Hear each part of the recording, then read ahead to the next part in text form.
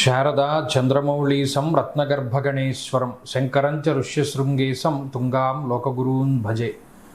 ఉభయ జగద్గురువుల యొక్క పాదపద్మాలకి నమస్కారం చేసుకుంటూ, అలాగే నాకు జ్యోతిష విద్యను నేర్పిన గురువర్యులు జ్యోతిష బ్రహ్మ కీర్తిశేషులు శ్రీ ఈరంకి సూర్యనారాయణమూర్తి గారు, సూర్యశ్రీ దైవజ్ఞి గారి యొక్క పాదపద్మాలకి నమస్కారం చేసుకుంటూ, ఓం శ్రీ మహాగణాధిపతి నమః, శ్రీ గురుభ్యో నమః, హరి ఓం. వీక్షకులందరికీ నమస్కారం. ఆగస్ట్ మాసమందు ఏ విధమైనటువంటి గ్రహస్థితి ఉండబోతూ ఉన్నది, అలాగే ఆగస్టు నెలలో ఉండేటువంటి కుజగ్రహ మార్పు లేదా శనేశ్వరుని యొక్క వక్రగతి ఫలితము లేదా రవిగ్రహ మార్పు ఇత్యాది ఫలితాలు ద్వాదశ రాశుల మీద ఏ విధమైనటువంటి ప్రభావాన్ని చూపించబోతూ ఉన్నాయి, లేదా ఆ నెల రోజుల పాటు ఏ విధమైనటువంటి గ్రహస్థితి వల్ల ద్వాదశ రాశుల వారు ప్రభావాన్ని పొందబోతూ ఉన్నారు అనేటువంటి విషయాన్ని చాలా క్లుప్తంగా ఈ వీడియో ద్వారా తెలుసుకునేటువంటి ప్రయత్నం చేద్దాం. ముఖ్యంగా ఈ శాస్త్ర సంబంధమైనటువంటి విషయాన్ని అతి పురాణ గ్రంథమైనటువంటి గోచార దర్శిని వంటి ఉత్కృష్టమైనటువంటి గ్రంథం ఆధారంగా పూర్తి శాస్త్ర ప్రమాణాలతోటి ఈ విషయాలన్నింటినీ కూడా చెప్పడం జరుగుతూ ఉన్నది. ముఖ్యంగా ఈ ఆగస్టు మాసంలో ఉండేటువంటి గ్రహస్థితిని గనక గమనిస్తే, ఆగస్టు 2వ తారీఖున ఉత్తరా నక్షత్రం 2వ పాదంలోకి శుక్రుని యొక్క సంచారము జరుగుతూ ఉన్నది. అనగా శుక్రుడు తన యొక్క నీచక్షేత్రమైనటువంటి కన్యలోకి ప్రవేశం చేస్తారు ఆగస్టు 2వ తారీఖు నుండి.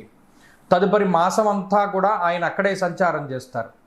అలాగే 3వ తారీఖున మృగశిర నక్షత్రం 3వ పాదంలోకి కుజుని యొక్క సంచారం జరుగుతుంది. అనగా మిథున రాశిలోకి కుజుని యొక్క సంక్రమణం జరిగి ఆ నెలంతా కూడా కుజుడు అదే రకంగా ఆయన సంక్రమణం చేస్తూ ఉంటారు. అలాగే 18వ తారీఖున సూర్యుని యొక్క మార్పు, ఇప్పటి వరకు కర్కాటక రాశిలోకి ఆయన యొక్క సంచారం సాగింది. 18వ తారీఖున కర్కాటక సంక్రమణాన్ని వదిలిపెట్టి ఆయన సింహరాశిలోకి ఆయన యొక్క సంక్రమణాన్ని ప్రారంభం చేస్తారు. అంటే 18వ తారీఖు నుండి మాసం చివరి వరకు కూడా రవి యొక్క గమనము అనేటువంటిది సింహరాశిలోనే ఉంటుంది.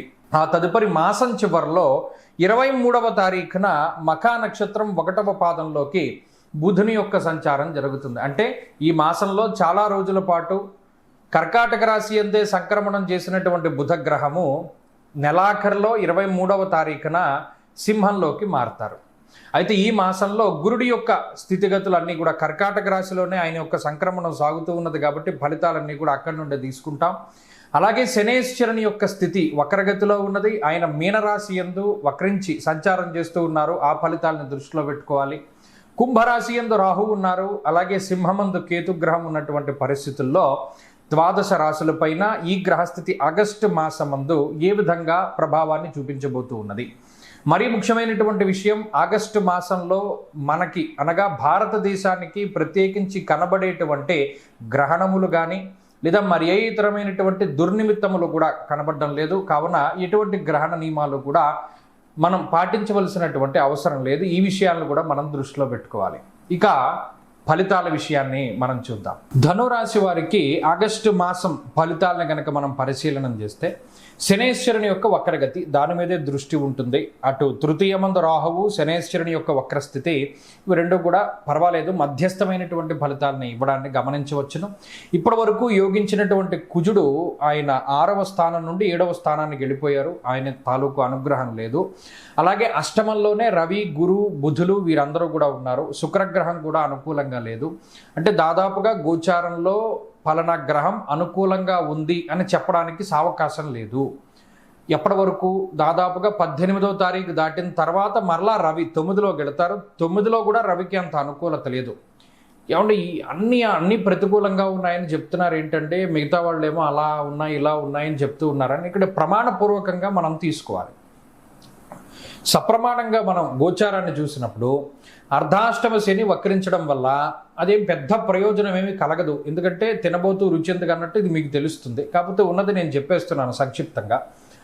రాహు వల్ల ఉపయోగం లేదు.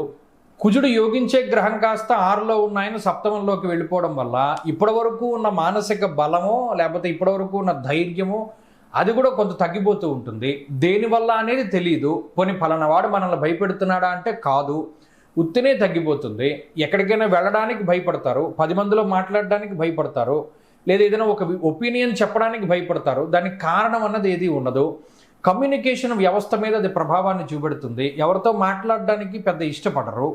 అలాగే అష్టమంలో రవి, గురు, బుధ గ్రహాలు ఇత్యాది గ్రహాలు ఉన్నప్పుడు చోరాగ్ని నృపభీతిశ్చ అంటే గాత్ర గాంభీర్య నాశనం, ఆయన కూడా మాట్లాడేటువంటి శక్తిని తగ్గించేస్తూ ఉన్నాడు.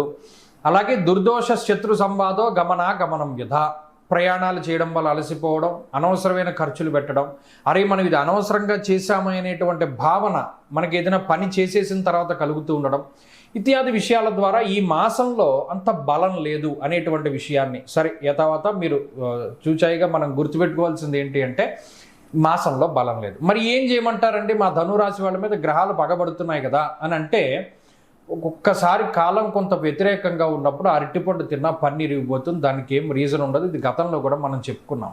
అలాంటప్పుడు ఏం చేయాలి అంటే కొంత లౌకికంగానే ముందుకు వెళుతూ ఉండాలి. గ్రహస్థితిని నమ్ముకోకుండా మీరు చేయవలసినటువంటి పనులని ఇంకొకరి ద్వారా ముందుకు తీసుకెళ్తూ ఉండడం. మీ కుటుంబ సభ్యుల్లో ఎవరో ఒకరిది బాగుంటుంది, అందరివి ధనురాశులు అయితే ఉండవు కదా, ఇంకొకరిది బాగున్నటువంటి వారితోటి వ్యవహారాల్ని ముందుకు నడుపుకుంటూ వెళ్ళడం, ఇంకొకళ్ళ గ్రహస్థితి బాగున్నటువంటి వారితోటి ఎక్కువగా తిరుగుతూ ఉండడం, మీది వాళ్ళకి అంటుకోకపోయినా వాడిది మీకు అంటుకుంటుంది. కాబట్టి ఈ విషయాలను అలాగే మన గ్రహస్థితి తాలూకు వ్యతిరేకతల్ని మనం ఎలా తగ్గించుకోవాలి అంటే పరమేశ్వరుడు మాత్రమే తగ్గించగలడు. పరమేశ్వరుడు అంటే శివుడు అని కాదు, విష్ణుమూర్తి అని కాదు, పరమాత్మ. అది మీరు ఏ రూపంలో ఆరాధన చేసినా ఆయన పలుకుతాడు. కాబట్టి శివారాధన చేసేవాళ్ళు శివారాధన చేయవచ్చు, విష్ణు ఆరాధన చేసేవాళ్ళు విష్ణు ఆరాధన చేయవచ్చు, అమ్మవారి ఆరాధన, గణపతి ఆరాధన, సుబ్రహ్మణ్య ఆరాధన ఏదైనా చేయవచ్చు. ఏదో ఒకటి చేయండి. అన్నీ కలిపి కలగాపులగం చేసేస్తే ఒకడేమో సోమవారం ఒక దేవుణ్ణి, మంగళవారం ఒక దేవుణ్ణి, బుధవారం చేయొచ్చు, దానివల్ల తప్పులేదు. కానీ దేన్ని పట్టుకుంటున్నాం అనేటువంటి దాని మీద ప్రాముఖ్యత.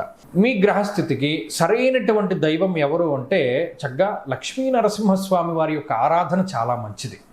ఎందుకంటే మనం విష్ణు ద్వాదశనామ స్తోత్రం అని ఒక స్తోత్రం ఉంటుంది, చక్కగా అది చదువుకోండి ప్రతిరోజు.